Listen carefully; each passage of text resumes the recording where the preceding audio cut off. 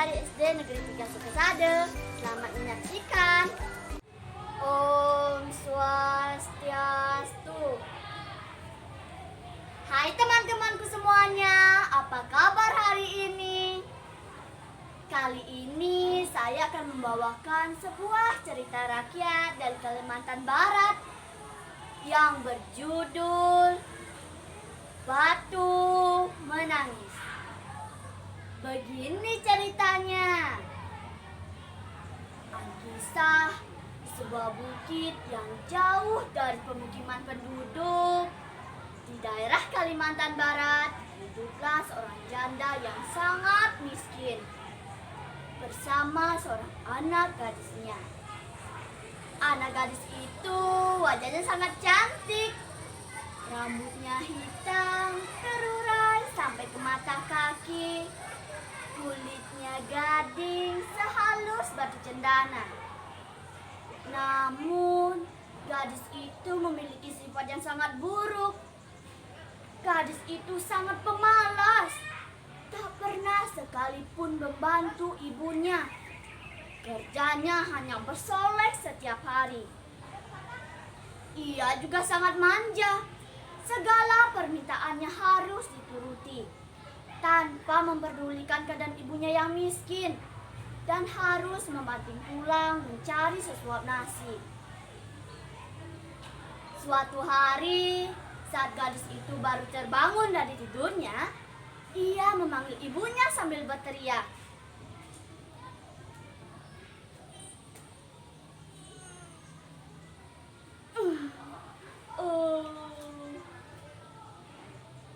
Ibu! Ibunya tergesa-gesa menghampiri.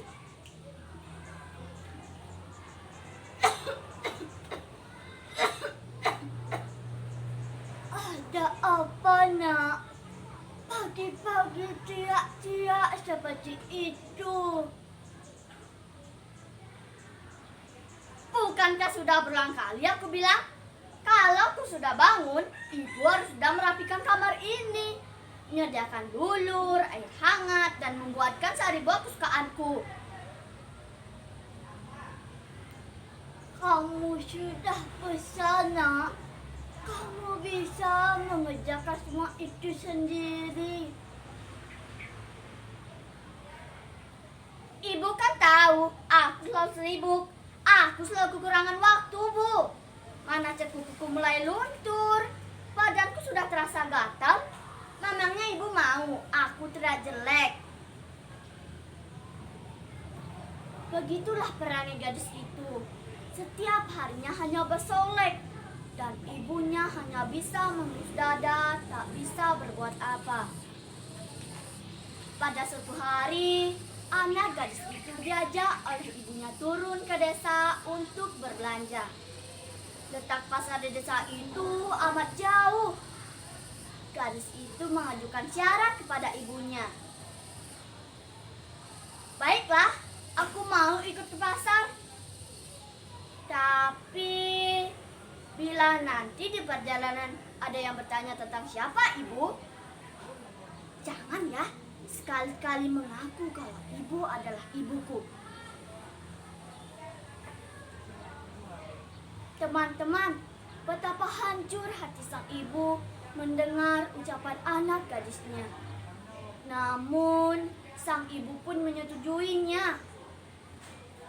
Keesokan harinya, mereka pergi ke pasar desa.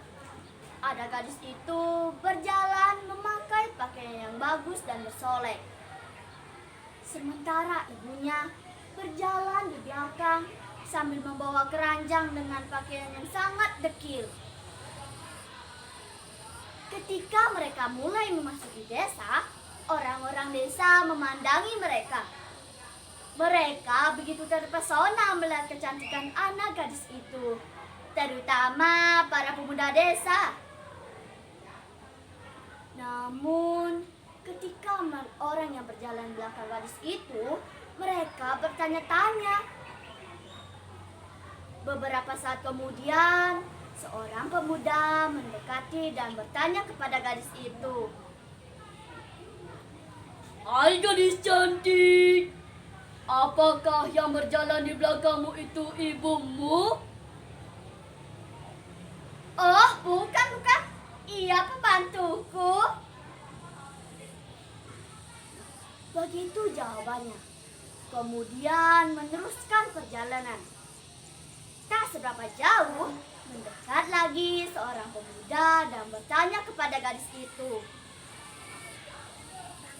Hai gadis manis, apakah yang di belakangmu itu ibumu ya? Oh, bukan, bukan. Ia pembantuku.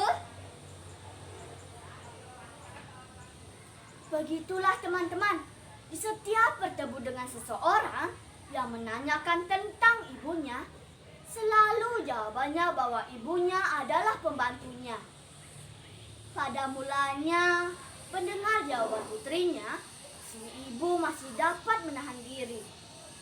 Namun, setelah berulang kali didengarnya dan amat menyakitkan hati, akhirnya si ibu yang malang menghentikan langkahnya. Ya Tuhan, hamba tak kuat terima hinaan ini. Anak kandung hamba begitu teganya memperlakukan diri hamba seperti ini.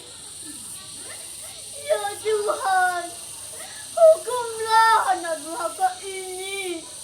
Hukumlah dia.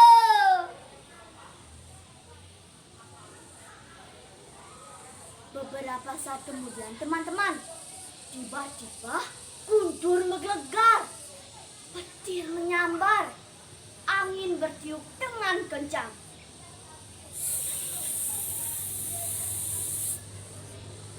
Dan perlahan-lahan tubuh gadis itu berubah, mulai dari kaki, kemudian sebagian tubuhnya mengeras dan kaku. Saat itulah anak gadis itu menyadari bahwa tubuhnya berubah menjadi batu. Lalu ia menangis dan memohon ampun kepada ibunya. Oh, apa yang terjadi? Tolong aku ibu. Ampuni kesalahanku ibu. Tolong.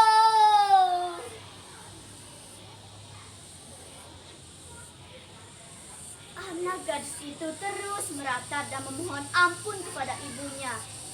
Akan tetapi nasi sudah menjadi bubur. Semuanya telah terlambat. Seluruh tubuh gadis itu berubah menjadi batu. Sekalipun menjadi batu, namun orang dapat melihat bahwa kedua matanya seperti sedang menangis. Oleh karena itu, sampai saat ini batu itu dikenal dengan nama batu menangis. Nah, teman-teman, itulah akibatnya bila kita tidak berbakti kepada ibu. Pesan moral dan cerita ini adalah kita harus berbakti kepada kedua orang tua kita. Karena apabila tidak, maka malapetaka akan menimpa kita kemudian hari. Sampai jumpa teman-temanku semuanya. Om Santi, Santi, Santi, Om.